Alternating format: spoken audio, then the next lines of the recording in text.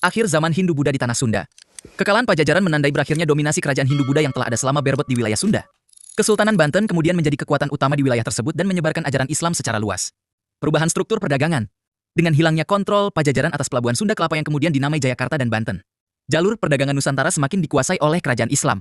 Komoditas seperti lada pala dan sutra yang dulunya dikendalikan Pajajaran kini mengalir melalui pelabuhan-pelabuhan Islam tersebut memperkuat posisi mereka di kawasan Nusantara. Pengaruh budaya meskipun Islam menjadi agama dominan. Banyak unsur budaya Sunda dari masa Pajajaran tetap bertahan dan menyatu dengan budaya Islam.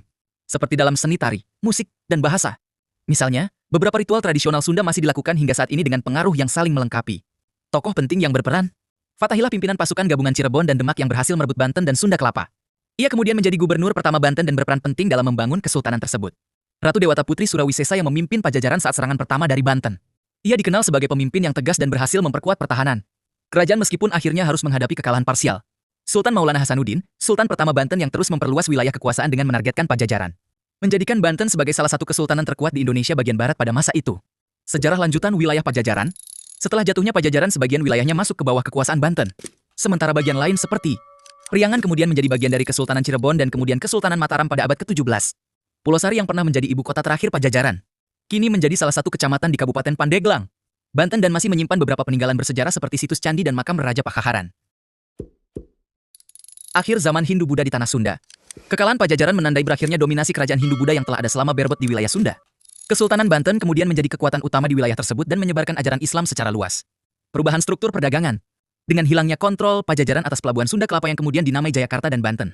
Jalur perdagangan Nusantara semakin dikuasai oleh kerajaan Islam.